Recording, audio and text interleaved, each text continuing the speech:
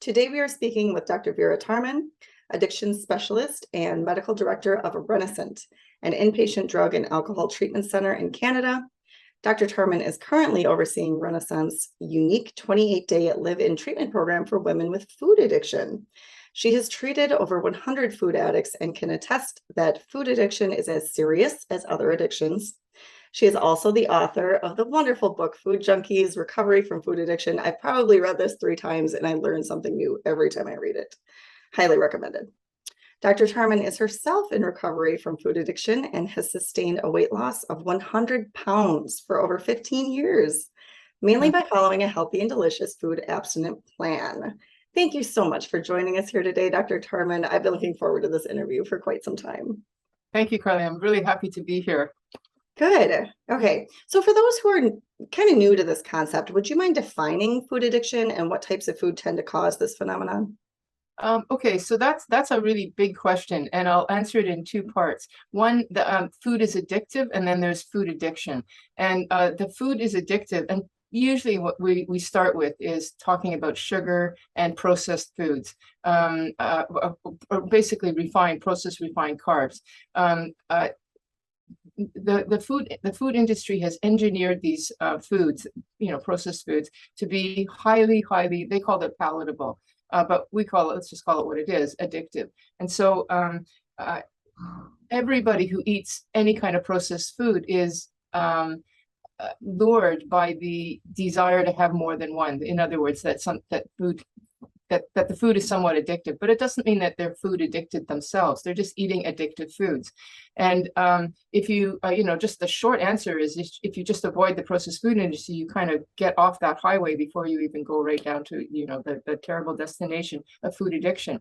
But food addiction is something that develops. It's just like if you have a few cigarettes or a few glasses of wine, you're not an alcoholic or a smoker. But if you keep doing it and it becomes a habitual thing, and then it becomes something that you become dependent on, then you become addicted.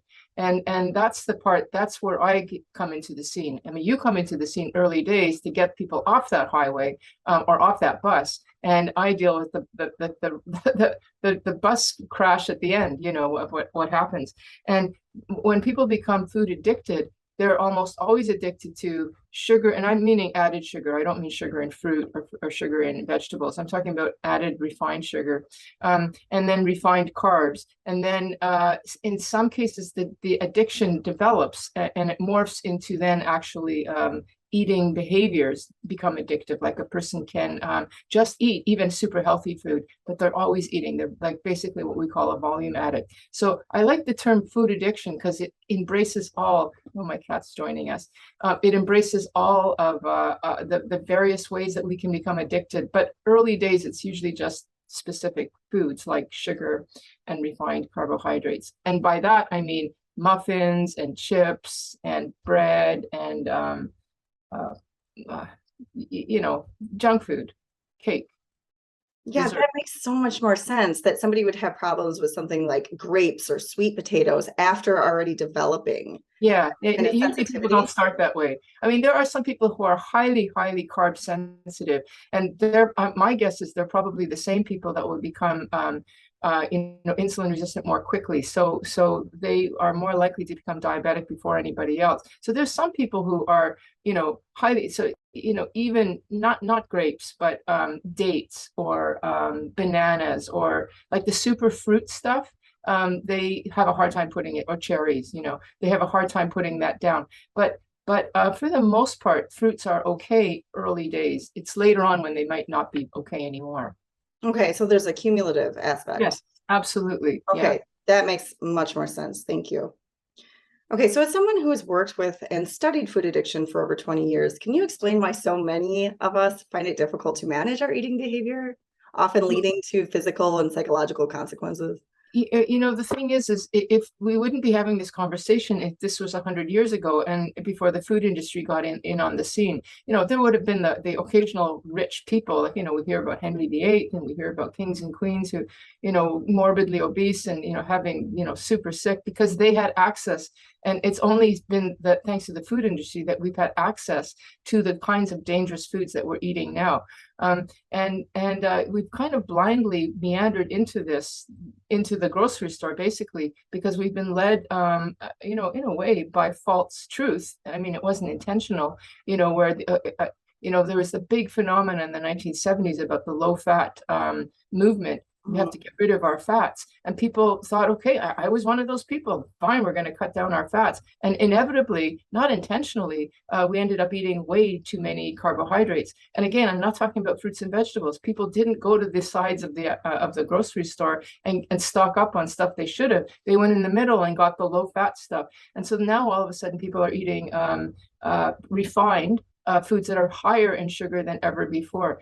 So there was that piece. And of course, the obesity epidemic and the diabetic epidemic basically exploded with that phenomena, as well as the introduction of high fructose corn syrup, which is, corn on the cob is fine, but not when you extract the actual potency of the fructose. That's when it becomes a drug. And that idea of, a food can become a drug, which basically I've just said how that happens. You take the extract of something, whether it be alcohol, like from grapes, the extract of the potency, that's alcohol, or grains, extract is rye whiskey or whatever it is, or you cocaine or opium. You take the extract, and that's the it's, what do they say, the poison is in the dose. Like, it's just too much that the brain can handle. And that's the same with corn. So you take the extract of corn, you have high fructose corn syrup, and that was even more potent than sugar from sugar cane or beet sugar, or at least equally, actually potentially more, because you could put it into more, or the food industry put it into everything. So people walked into that mess inadvertently, and more and more people are becoming addicted. So it's becoming a norm. And we've got that norm thanks to the food industry, plus this whole advertising, which is that sugar is love. Sugar is something that we should give somebody on Valentine's Day or Halloween or Christmas or Thanksgiving. So then when people like me and others who were discovered early on, oh my God, this is not love when my face is in the birthday cake and I'm eating the whole cake, not just a simple little piece. That's not love anymore. That's treachery. We just got laughed at because there's this advertising thing behind that's just saying, don't be ridiculous, you can't be addicted. And so it's up to people like me who are shouting, going, no, it's treachery, and then people like you who are going, there's something not nutritious about this. Like, I'm seeing my patients and they're not thriving well on other advice that I'm giving, because there's this thing that it's like the elephant in the room that nobody's acknowledged for many years. Now finally we're starting to acknowledge it. But it's not to the food industry is still not acknowledging this. And unfortunately, even the medical profession is reluctant. I still, to this day, pull out my hair going, how can they? There's this diabetic crisis, and the obvious offender is too much refined sugar. And it's so obvious if you stop that. We see it daily. You probably see it in your practice, people getting off of their meds when they finally follow your advice. And yet the medical profession is stalwart and saying, yeah, it's just meds. It's just, you just got to take more insulin. Yeah, I feel like that's a whole other topic we could definitely get into. But first, you said something really interesting, that this is basically a modern phenomenon, right? Yeah. This started occurring slightly after the industrialized revolution, right? So this isn't really seen in underdeveloped countries, or it's not seen in our history, like our ancestors weren't emotional leaders or any of those issues. However, we are now seeing it in underdeveloped countries, because as we give them aid, what are we giving them? We're not giving them fruits and vegetables. We're giving them McDonald's. Yeah, exactly. McDonald's, Pepsi, or soda pop, yes. That's what we give the homeless people. Like, is that good? No, it's not good. Anyway, let's not go on too long about that, because it gets frustrating. Yes, it definitely does. So this kind of helps to answer my next question on cravings and obsessive thoughts, that basically this is not part of the human condition. No, and it's not. There is an underlying explanation. Yes. You see, the thing is you mentioned ancestral. So before the before the food revolution, the industrial food revolution of the last 100 years, we are programmed we were hunter and gatherers, right? We're programmed to like energy dense foods, like fats and sugars. And so all of us have a sweet tooth to some degree. Like I said, some more than others, the people who are more carb sensitive. But all of us do, because it's energy dense, it's good. But, you know, before the Industrial Revolution, food revolution, where did we get that? We got that through our fruits and vegetables. And, you know, not even the fruits and vegetables that we're eating today, which are, you know, engineered to be extra sweet and extra big. You know, so if you ate fruit or vegetables, you were chewing the whole day because you had to get enough nutrients in. But anyway, we like that stuff. And that is fine. Our brain is good for that. So it's not a craving, it's just a pleasure. And on that level, you know, getting tangerines or some kind of a nice fruit on a Christmas or something that was love, you know. But then when you take it and make it a drug, what's essentially happened is that pleasure, that desire for, would be nice to have a little, you know, some cherries because it's cherry season, for example, now becomes, you know, cherry cola and all this kind of stuff. That little desire has been potentiated because it's a drug that's potentiated that, and then it becomes, you know, what we're essentially talking about is dopamine, the neurochemical of desire and pleasure. So when I eat the fruit, I get a nice little feeling of dopamine and other sensations. Now it's become a dopamine. When it's enhanced, we call a craving. You know, if we look at a person who's doing drugs or alcohol, and we look at, I try to understand the mechanics of the addiction, it's an excess of dopamine, which sugar will give, as will cocaine, as will alcohol. Mm-hmm. Yeah. I was researching for this interview and watching some of your past interviews, and you explained perfectly the phenomenon of deprivation. It's not so much that people are suffering with this long-term consequence. It's basically a feeling of withdrawal. Like, yes, you're going to get a repotentiation of that dopamine response in that short term that you're trying to withdraw from this substance, but the deprivation sensation goes away. Yeah, I think that's a really important message to give at some point in the interview. We can do it now because it's really important. Like when a person is feeling like and here's the other thing people say, you know, food is love and don't be silly. How can you be addicted to food? And then the other thing they'll say is, well, you know, you can't make the person feel deprived because then they're just going to eat more, which is in fact true. But if you stop the message of addiction. So I'm proposing an addiction model, which is, this is a drug, and what's happened to you is that you're pleasing food has now become a craving for food, which now has developed into this syndrome of addiction, and now you've become dependent on it because you know, wouldn't it be nice if that little bag or handful of cherries is just as satisfying next week? It's not. You're going to need more. I mean, cherries maybe not, because there's a natural stop point. You're going to have diarrhea and feel sick, which is why fruit is fine to eat, because there are natural stop points. But if you extract and you don't have that negative consequence, essentially what happens is you become tolerant to that amount. You know, one cigarette isn't enough. You want 2 in a day. Now you want a whole pack in a day. And similarly with sugar, you know, a little bit of a pie is not enough. I want half of the pie, and before I know it, I want the whole pie. We become tolerant because we want that pleasing effect, which we become tolerant to. Then at a certain point, the brain adjusts to that, and so now you need that amount to feel normal, not even to feel good, just to feel normal. So because if you stop, you're going to go into a withdrawal. And that whole process of becoming, this is a physical phenomenon that can happen to anybody and everybody. It's not bad.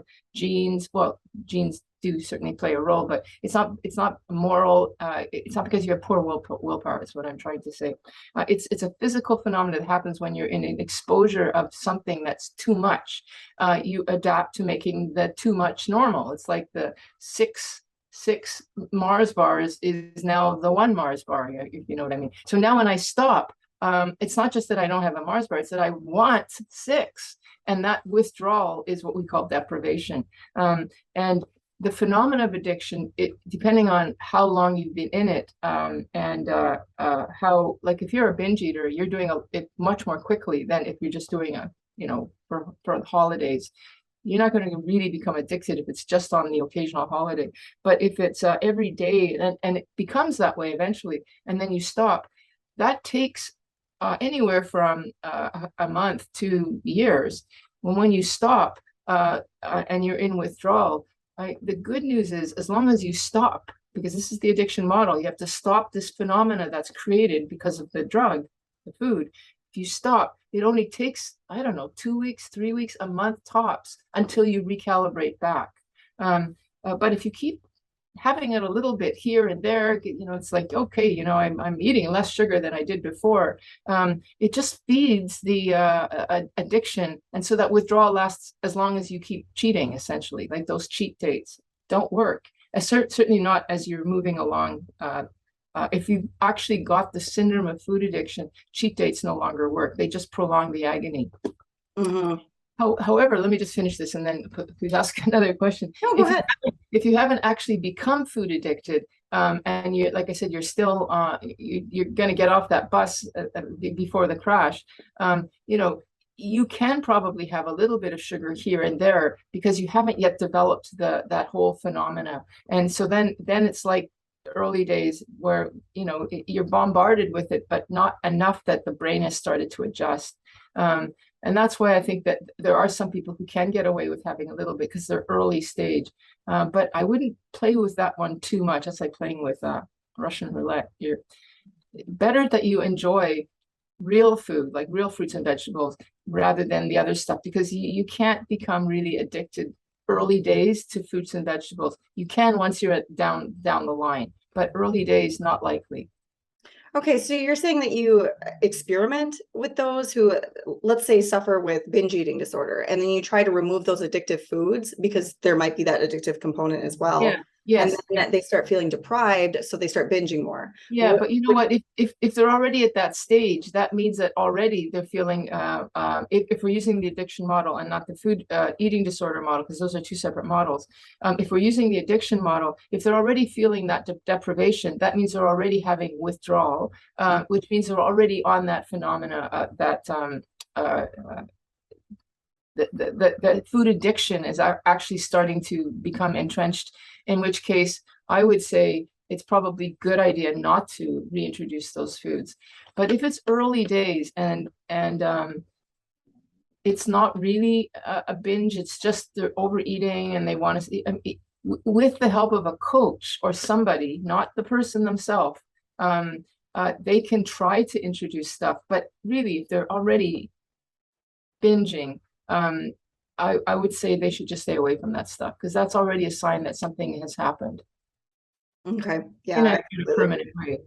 Yeah. But Okay. the importance of a coach or a nutritionist or a if you're using this 12-step program, the program itself, like through a sponsorship or meeting, it becomes really important to have somebody else there, because you got to remember the addiction has taken hold, if it has, to you. And that means that your willpower and your ability to gauge what's safe and what's not safe has also been essentially hijacked. So you might say, I'm just going to try this for myself. But it's a bit like the crack addict saying, I've been clean now for a week. I think I can probably just have a little bit. We all know that there's something wrong with that thinking, but they really honestly don't see that, because their whole rationality has been taken over by a lower part of the brain, which will and it's the motivational part of the brain which will tell us lies. It's basically, we say, the lies that the addicted brain tells itself, and the classic lies are, I can manage this, I'll start tomorrow, it's not that bad, it looks bad but it's not that bad. Those are typical lies that we tell ourselves. And if you're already telling yourself those lies, you're probably already on that spectrum of beginning. Mm-hmm. So you need a coach to say, hey, I don't think so, because you're not going to see the insanity of your thoughts. Mm-hmm. One that I hear all the time is, I know my body. I know myself. I know what I can get away with and what I can't. Yeah, right. Yeah, believe it or not, it's like there's a little gremlin in there who's governing your thinking. I often say it's like playing chess against yourself, and so there's the addict self and the regular self. But if you know chess, the person who's white has the first move, so they have the slight advantage. And when you're playing chess against yourself, that part of you that's more motivated That's the one that gets the first move. So you're always playing against the more crafty part of yourself. Um, Mm, and that's hard. That's hard. So that's why you need somebody else to say, you didn't see that move. That's going to get you. that's a great analogy. I like that one. Okay, so are you saying that with the food addiction model and the binge eating model, those are Yeah. like mutually exclusive? They're completely independent of each other? No, no, no. But they're two different distinct phenomena, but you can be both. Okay. So, it's a bit like you can be tired because you have a cold, and you can be tired because you're also coming down with because you didn't sleep last night. So you can be both, and you often people are, but they're distinct phenomena. And I actually think that although the eating disorder world would not agree with me, so I have to be transparent here and say that I'm coming from my addiction model.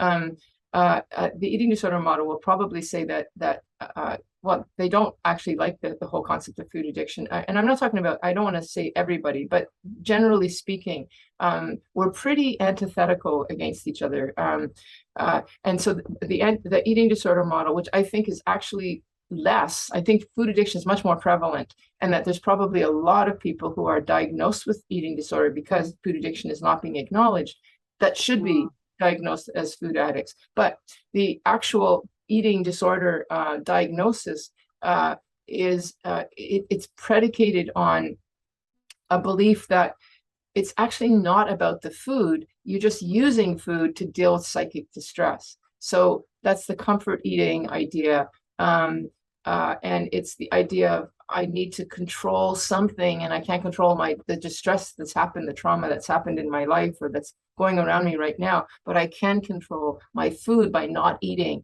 or by eating in a particular way. And then, of course, you binge after. And if you go and do good therapy and sort out those issues, past or current, or anxiety, depression, then you won't need the food anymore. So the focus on food in the eating disorder model is a mistake, because you're not addressing the key issue, which is the emotional distress. In the food addiction model, we say it doesn't matter if you have trauma, if you're happy, if you're sad, if things are going great now, or whatever. It doesn't matter. If you eat a particular food too much, too quickly, and too intensely, which is like pop, for example, candy, basically refined carbs, then anybody, happy, sad, whatever, will gradually have this physical phenomena that will change because of the food. So let's address the food first, and then the problem, the cycle, because you're going to have problems. Addicts have problems. They put food as primary number one, so their relationships have fallen by the wayside, their health has fallen by the wayside, their work has fallen. Of course, they've got problems, but they're not going to be able to fix those problems until they get rid of the drug, which is impairing them and is actually causing more problems even as you clean up the others. So the eating disorder model is deal with the stress, the psychological, and then the physical will take care of itself. And the food addiction model is not, you got to deal with the food, and then of course you have to deal with the physical, the psychological, but it's not number one. Food is first. Okay, thank you so much for clarifying that. Yeah. It's so complex to think about all those things Yeah. exclusively Now, yet combined. what do you do if you're both? Because that is what happens. And how do you know which one you are? Like, that becomes a big issue too, and it's a big issue in the science, because the research we have to distinguish which one you are is not that, it's called specific. It's not that specific where you can say it's this and not this. It's very sensitive in that it'll pick it out. You'll find it, but you won't be able to say it's just food addiction or it's just eating disorder. The only to tell you the truth, as much as we're trying to be scientific about this, the bottom line is most people just intuitively know, whoever's sitting in front of them, this is a food addict or this is not a food addict, just by the way that they're talking and by the way that their eyes light up or don't light up when they think about food. Mm-hmm. Yeah. But anyway, it makes it very hard as a clinician because you're often trying to deal with both. Mm-hmm. You mentioned earlier about the neurological mechanisms, the changes that occur in the brain when they become addicted. Do those ever come back to a stabilization or a point that was prior? Well, yes and no. So yes, like for example, when we're using the language of withdrawal, and but out in the world, we call it deprivation. That does go away after, I would say, by a month for sure, but often by 10 days. Like that dependency. And what's happening when the person is like, like right now, on my Facebook group, we have a September sugar-free challenge. So we're at day 18 right now. Because it's September 18th as we're doing this interview. And by now, people are saying, oh my God, I feel relieved of my obsession. And oh my God, I feel so much better. And others are going, oh, I'm still having a hard time because they haven't stopped. And so the agony of that deprivation continues. But if you stop, the withdrawal or deprivation, whichever word you want to use, starts to get better, so that by a month, like we say September sugar-free, but we hope that the person will go, you know what, it's been a month, I feel better. And hopefully you've been reading and whatever, we've convinced you that this is an addiction, which means you don't want to go back. So they're going to say, you know what, I'm going to stay sugar-free for another month. And in fact, we started in this particular sugar-free challenge, there's a number of them out there, 4 years ago. And there's still people 4 years later who are, stayed off their sugar because they didn't want to go back to that old hell. So it is. So yes, it does get better.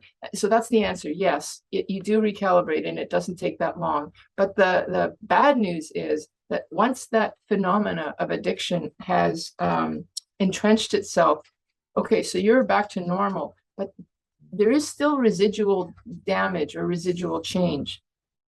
I would like to say it's like you're a food addict now in remission, or a sugar addict in remission. It's like cancer or actually, I like the concept of diabetes better. Are you still a diabetic even though you're on your meds, or you're doing well and you're eating well, but now you're not on meds anymore because your sugars are good? Are you still a diabetic? Yes, because the moment you eat sugar again, your sugars will go up like really high, more than somebody who's not diabetic. Like it's like they're in remission. So they always will have to be careful, but they look normal. Their sugars are normal. There's no more damage to, their eyes and their kidneys or whatever, but they will be immediately in trouble if they eat a pie or something and then start eating more. Similarly with the food addiction, as long as you don't restart, you're going to look normal and feel fine and be great.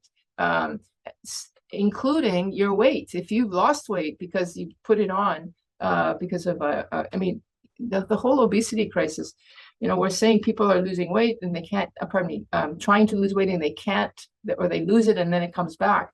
If you recognize the addiction part, we should probably talk about this next, actually, because I know you do weight loss as part of your work. The promise that you can keep that weight off, because it's not that hard to lose, it's hard to keep it off, and like over months and years. But if you recognize the addiction model, you will keep it off. Like you said in my intro, that I lost 100 pounds 15 years ago, and the most I've ever gained back, I'm really honest about this, is 10 pounds, which then I lost because I saw that I was gaining it and I didn't want to. So I had to watch some of the carbs, because I do think that as we get older, we become more sensitive to some stuff. I used to be able to eat grains, but now I can't anymore because, anyway, just because I've become more carb sensitive. But I still eat a ton of vegetables and I'm fine. So what am I saying here? Oh yes, that there is that it is like being in remission. Mm-hmm. But it doesn't, the remission does not mean feeling deprived. Like the food that I eat, I love it. It's not like I'm going, oh, I wish I could have that cheesecake. I don't. I'm just like, oh my God, thank God. As I walk by the Starbucks, canopy of all those desserts, I just go, thank God I'm not trying to think, oh my God, because I used to walk by that Starbucks counter and go, if I have this, then how much do I have to run to burn that off? And can I have a little bit of this because I'm allowed this many calories? Like none of that. I just walk by and order my black coffee. I'm good. When it comes to the weight loss aspect, when I work with people, I'm a little more strict in the beginning, and then I start reincorporating some things in later, because I don't ever want people to have that sense of deprivation to foods that are healthful, right? So I guess my question is that experimental, sometimes you can add a few things back in here and there after the initial 4 weeks or so is, kind of resolved itself. Is that a helpful way to go about like a food addiction standpoint as well, or is it more serious? Well, it depends. It depends on how severe the food addiction is. Like, in other words, you could ask, how many years have you been at this? Um, how overweight the person is. Are they already diabetic? All that kind of stuff. Those are all going to be cues that you might want to reintroduce less foods. Like, I often find that when people do plans, there's 3 stages. There's the first stage of very restrictive eating, and the second and third. And once they get into the second and third, they trip up because they've eaten something, and now they're back, on that bus or on that truck or whatever. And so that first stage is often their best stage, but that's not everybody. And so I think you have to gauge yourself, how severe is the person, and then first of all, you don't want them to be eating stuff where they feel too deprived anyway, except the fact that they're in withdrawal.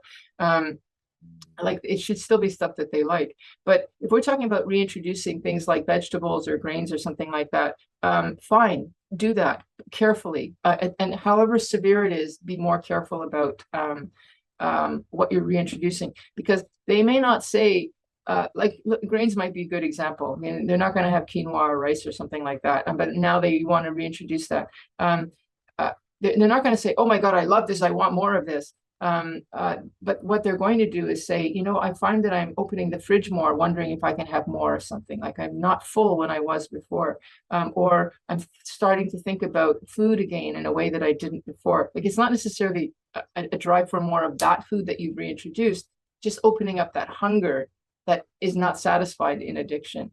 And if that hunger is opening up, it probably means something has been reintroduced that's not good. Dairy is a great example. Some people can do dairy, others cannot. If you reintroduce that and you find that those are signs that those are not good foods. But I would always say, don't reintroduce sugar or refined carbs if you suspect that food addiction has taken hold. And I always recommend refraining from those foods regardless, because they're not helpful. If the objective is to obtain a lean, healthy body long term and maintain that weight loss, reincorporating things like sugar and refined carbs are not going to be ideal. Yeah, that's great. That's great. Okay. The naive stomach, in other words, the stomach the body that's never been introduced to that stuff, it hasn't been hit hard enough for the brain to react, because really the brain is just doing its job in addiction. Way too much of something's happening, and now the brain is going, whoa, whoa, whoa, whoa, too much. And so it's actually trying to protect itself. So the addiction is actually part of the protective process, which ends up being a bad thing for us in the end. So as long as that hasn't happened, you can get away with stuff. But wherever you are in that line, that's where you want to start being careful. Yeah, that's why I just tell people to stay away from that stuff from the beginning. Why play Russian roulette with your health? Exactly. Your mind. Yeah. And if you've got somebody who's been at this for years and years and years, they may not be able to have dairy. They may not be able to have sweeteners. They may not be able to have some grains. Like, they just might not. So it's not like they're going, oh, geez, I got to keep trying. No, they just, that might be the level of damage or the residual damage, and learn to live with what you can eat, which, by the way, it's great. It's like, there's so much that you can do with just vegetables, fruits, and other proteins. I completely agree. Yeah, I don't feel deprived for 1 second eating natural whole foods. So for a lot of the people I work with that were on the standard American diet for the majority of their life and have now converted to 100% unrefined plant foods, some still struggle with eating past satiety on a regular basis. So has exposure to these artificial foods permanently damaged our satiety and hunger mechanisms, or is there a way to overcome this? I think it's possible that it may have. That's something that we don't really know yet. But when you say passive satiety, is like, what does that actually mean? Like, are you trying to find a certain caloric count or amount? Because no, they just eat into the pain. They feel bloated and uncomfortable. Okay. So then they might actually then be what we call volume addicts. Yeah. And remember, I was talking about the extent. So this is not early stage, and now if we're taking the addiction model, because the food addiction model will say, well, there's something happening here. There's a bulimic phase or a binge eating phase, and that needs to be addressed. And if the person is that, then yes, it needs to be addressed. So I'm going to be dealing with the people who are saying, no, no, this is an addiction. I just need to feel this fullness, even to the point of discomfort. There's the discomfort, but it's still, I still want this. And we don't really understand the mechanisms of that yet. There are some ideas which are in my course that I'll talk about in a little bit later, but I can't say to you, this is a dopamine thing. We don't know yet, but we do know that there's a clinical syndrome of volume eating, and you've described it really well. You eat to the point of feeling full, even to the point of discomfort. And so for those people, but only those people, and this is usually end stage. This is not early stage. So those of you who are listening, you're going to go, "Oh my God, I can't believe she's saying this." Don't do this unless you've tried everything else. But we would say for these people, clearly, the amount that as long as you're not starving or doing some kind of intermittent fasting, which I don't think is a good idea for food addicts early stage. I think we're messing with a tool that's far too powerful and will just backfire. It maybe later, but not now. And so similarly, like if you know that the person's eating enough food for nourishment, that they're not fasting or they're not trying to cut down to lose weight, they are eating a sufficient amount of whatever it is, and they're still wanting to eat into fullness. Then you have to figure out, so what would a designated amount be that's healthy? Like usually it's 4 ounces of protein and I don't know, 12 to 16 ounces of veggie, whatever it is. And then actually weigh and measure the food. So you give a certain amount of, that is called sobriety. If I eat, let's say I'm going to do 4 ounces of protein and 12 ounces of vegetables or whatever, carbs, not refined carbs. I'm talking about real carbs, like vegetables, fruits, salads, stuff like that. And weigh and measure that, because you know that that amount is healthy. Your brain is saying, no, I'm still hungry, but that's false hunger. And so if you go and you eat until fullness, which might be 24 or 36 pound or ounces, I'm getting lost here. Then that's the addict mind saying, I'm still hungry when I'm not. So that's considered a fall. Like it's not, fall's not a good word. That's considered a relapse. This amount of food is considered, and the type of food that you're eating is considered sober food. And anything more is less or more is considered a relapse or not food sober. And once you've determined, okay, I've eaten the amount that I know is healthy and would make me full, would make like it's healthy, then it's not a restricted amount. Then the rest of this is false hunger, and I am not going to have it. Often that addict mind that is creating the false hunger will let go. So a lot of people, when they weigh and measure, they're not like, oh my God, I hate this. It's like, oh, it's a relief. I don't have to question, am I still hungry? Should I have more? Do I want more? I think I'm still hungry. It's like, no, I know I'm not hungry. All of this is just BS in my mind, and I'm just going to carry on. So it sounds like the substance abuse transforms into a behavioral. Exactly. Thank you. That's exactly what we've done. And so now you're adopting it in a different way, which is by weighing and measuring. And you'll see that a lot of programs, especially people where it's clearly food addiction models, have a weighing and measuring component. But it's supposed to be meant as a relief, not as a oh my God, this is a terrible thing, because it will be a relief if you're actually a volume addict. Okay, so can the mind ever truly be retrained? The mind and stomach be retrained to eat normal portions of food without the weighing and measuring, or? Well, you know what, I don't know about that. So providing the person has gone and is eating. Remember, they're in remission. So if they pick up sugar and stuff like that, they might get away with 1 or 2 times, but I guarantee they will be back going, oh my God, like one person said, she's well known because she said, I had a 30-pound cheese curl. She ate something and then gained 30 pounds, not because of the one, but because it developed over time into a little mini relapse. So no, I don't think that you can ever have that cheese curl again. Do you have to always weigh and measure? Maybe not if you're eating real food and not reintroducing stuff. Maybe not. it's been my experience that people, when they're at that stage, they don't want to let go of this because it's such a relief. So I actually don't know that many people who have actually stopped and have been successful. Maybe it's just because I don't see them because they're doing well. But usually these are people who were quite obese, had diabetes, had all sorts of consequences that they don't want to play with, and they just don't want to go back. So I think theoretically it's possible as long as you don't reintroduce dangerous foods. Interesting. Yeah. Let's talk a little more about the specific foods, just so we can be clear.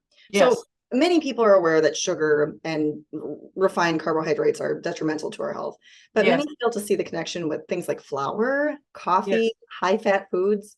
Can you explain Okay. why these are detrimental for Yeah. people struggling with eating behaviors? Right. So first of all, the high-fat food thing is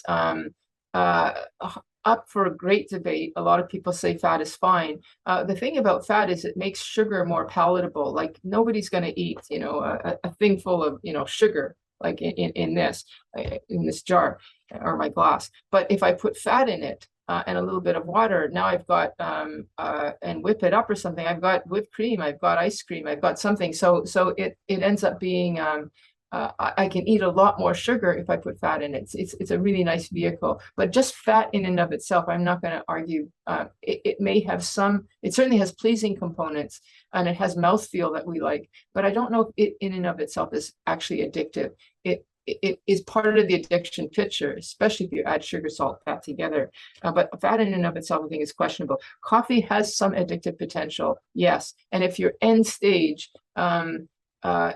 it can be a problem, but not necessarily a problem early days. And then what was the other one? The flour. Flour is often when we talk about sugar, we mean sugar and flour because flour on the glycemic index is very close to sugar. Like our body digests it and makes it sugar like within 5 or 10 minutes. It's very quick. So a lot of people will say, I like savory rather than sweet. So what they mean is like the white breads and stuff like that, or even if it's cake that's has sweetener in it, it's still, if it's been refined for you, and flour is refined carbohydrate, it becomes sugar too quickly in the brain because carbohydrates or not in the brain, in the body. Carbohydrates are essentially, a ton of glucose molecules and fructose molecules linked together, and how quickly they break into the glucose and fructose is how quickly, how dangerous it is. And flour is basically sugar in 10 minutes. Okay, so it sounds like the more you concentrate something or the more you alter it from its natural form and find it and concentrate. I like that word, concentrate. Yeah. Okay. So what about protein isolates? Well, I'm not a fan of that, to tell you the truth. I'm not a fan of it. I'm really more a fan of real food. I know that some people say that, soy and not even nuts and stuff like that, which are fine in and of themselves, although they can be addictive also for the later stage. I'm not a fan of anything that's been refined. Why eat it if you can't eat it naturally? I totally agree.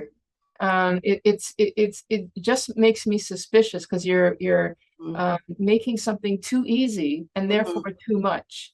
It's just like, what's wrong with juice? It's just oranges, but it isn't really just oranges. It's all the fiber that's been taken away, and it just makes it too much of a hit to the brain all at once.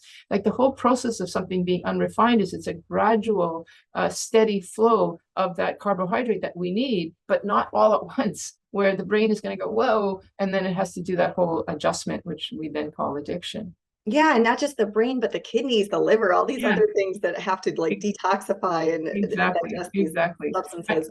So are you saying that it could be slightly addictive, or there's a potential for protein isolates to be addictive? I think there's a potential.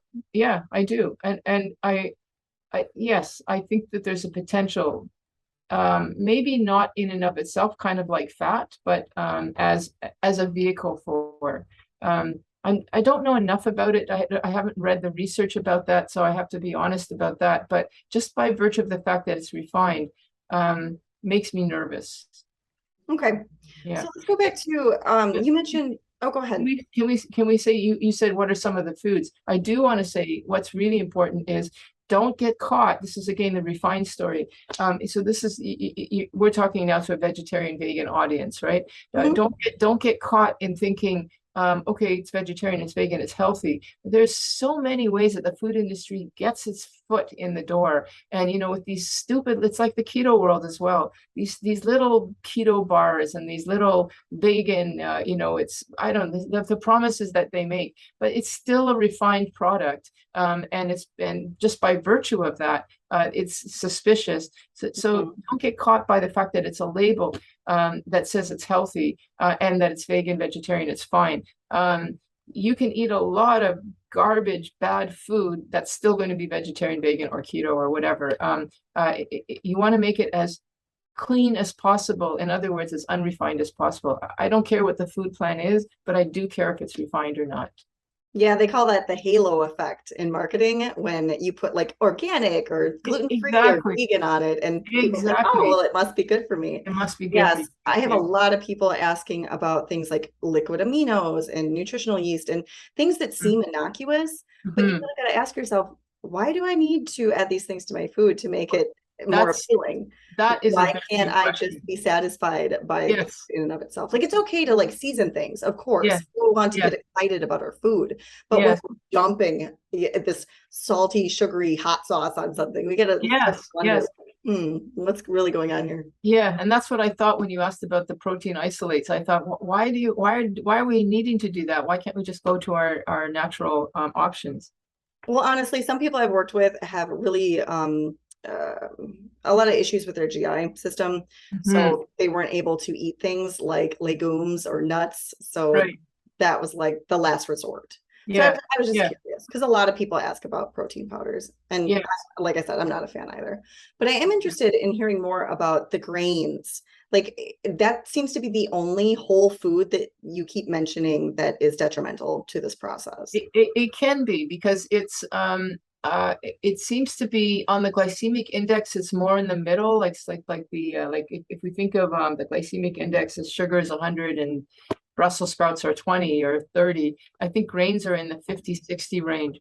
And I know for myself, and I see this a lot with people, women who are menopausal, that they were fine with grains, but then Mm. after menopause, they weren't able to tolerate any glycemic index foods that were sort of over 50, because then it would be this gradual little weight gain. And it's they're still sober, they're still food sober. I mean, they're not necessarily craving more food. Craving is a good sign that there's a problem. You didn't have cravings before, but now suddenly you want more, you want something where you would have been satisfied before. And I'm not talking about appropriate hunger, I'm talking about false hunger.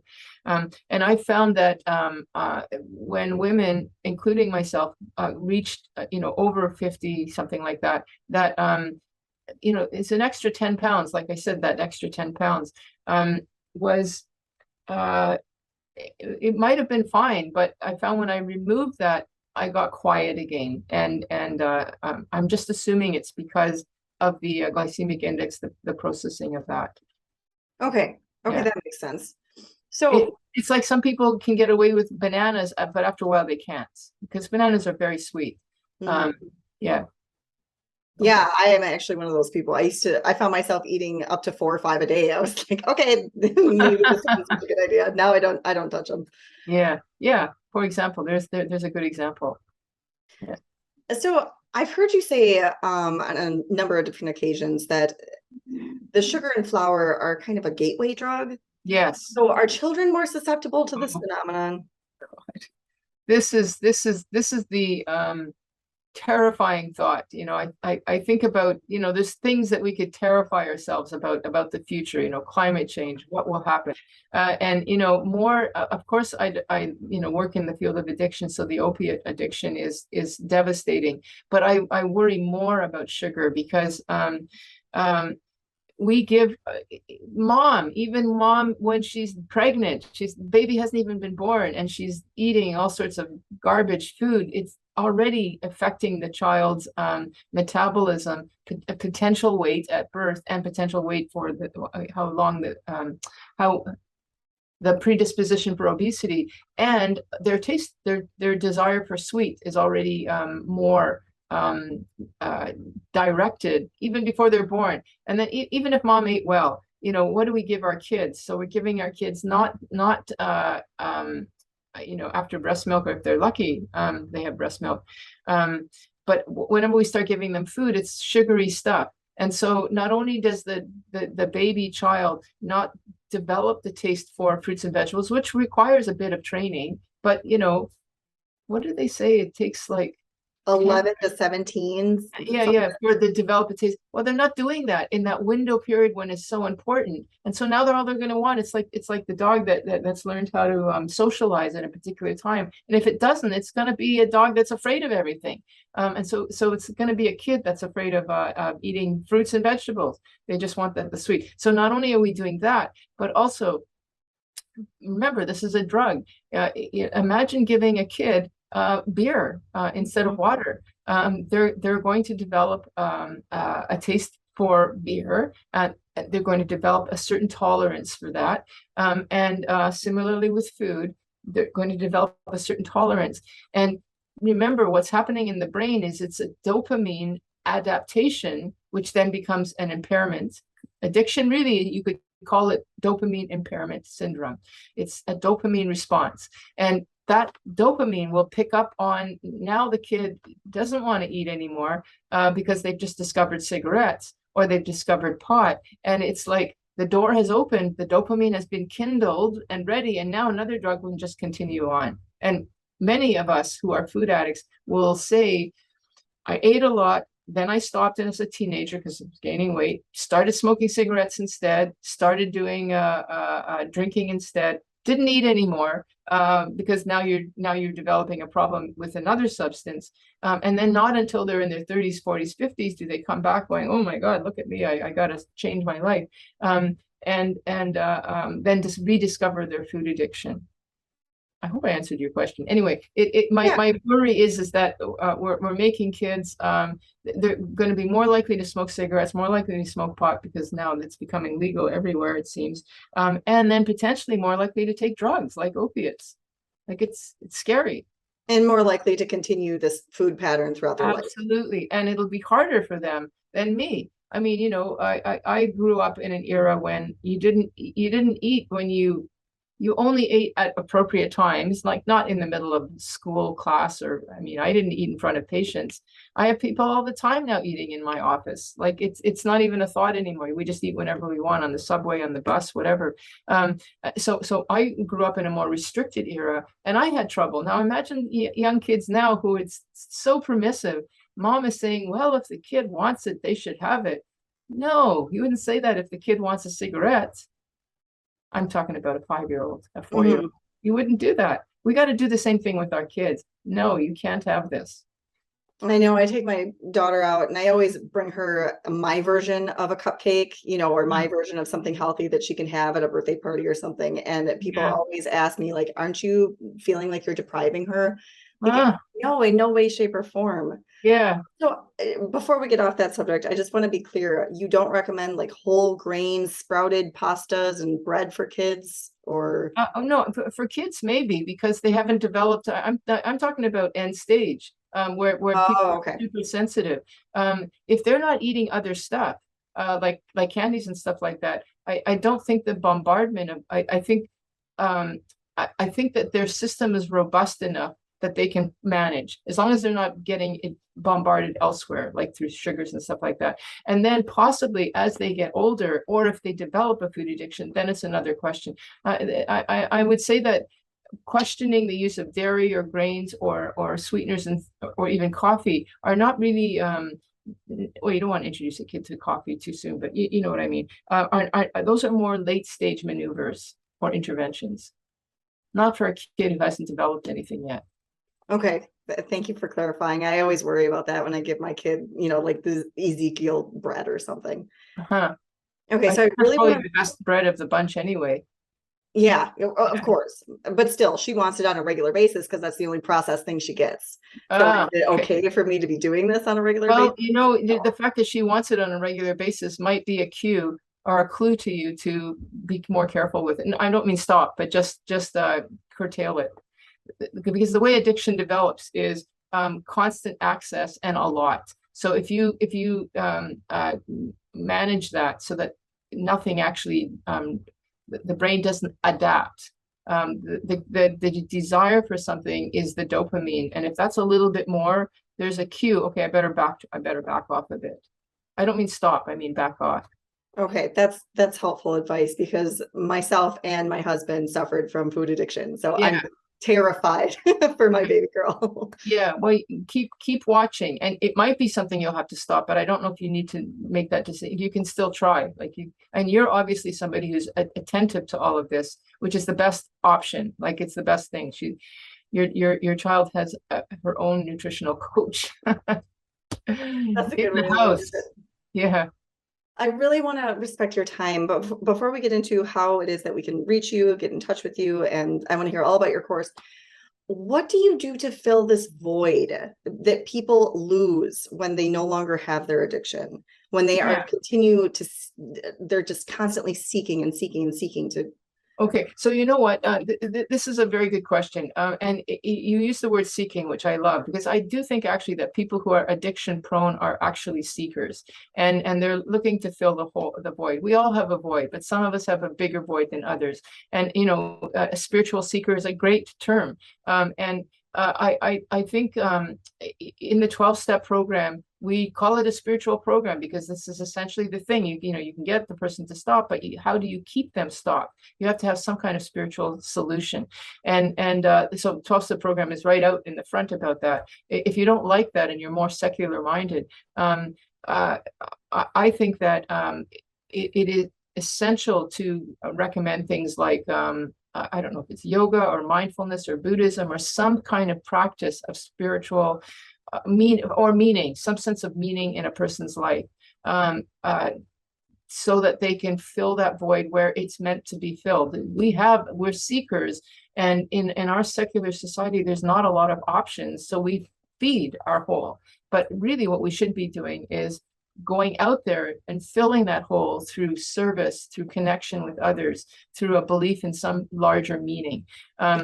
I do it through my talk about food addiction. It's you got to find your passion. I'm sure you're doing it through your work and your podcasting. Like, we have to find some sense of meaning to fill that void. If you don't, this is any addiction. Like, I always ask people who are alcoholics, cocaine addicts in my office, do you have a sense of a higher power, a higher purpose, or a mission, or a reason? And, if they say, yes, my family is really important. Yes, my work is really important. I'm always relieved, because it's like, okay, they've got something they can go to. It's the one that says, I don't know, that I worry about, because they found it already. It was food. And that's not a good solution in the end. That's a wonderful response. Thank you for that. Okay, so why don't you tell my viewers exactly how they can get in touch with you if they have more questions, and what do you have going on with your course offerings? Okay, so Karli, thank you so much for allowing me to do this. So I have a website called addictionsunplugged.com. I have a Facebook group that if anybody's interested in quitting sugar, that's or just the concept of food addiction, it's called I'm Sweet Enough, Sugar-Free for Life. And there are people that are vegan. It's probably more keto heavy, but it's not a program that the group itself doesn't advocate one diet plan over another. It just says sugar-free. There's my book, of course, Food Junkies, Recovery from Food Addiction. Please get that. You can get that on Amazon. I have a podcast also called Food Junkies Podcast, easily found on Spotify or iTunes or anywhere. That's pretty easy. And then I do this group, pardon me, not this group, this course that's called Sugar and Food Addiction. And it is a online course that is probably 3 to 4 hours into totality. It's 18 video lectures, and it has a online live part to it, as well as the course itself. And the enrollment for that is September the what is it, the 25th? 26th.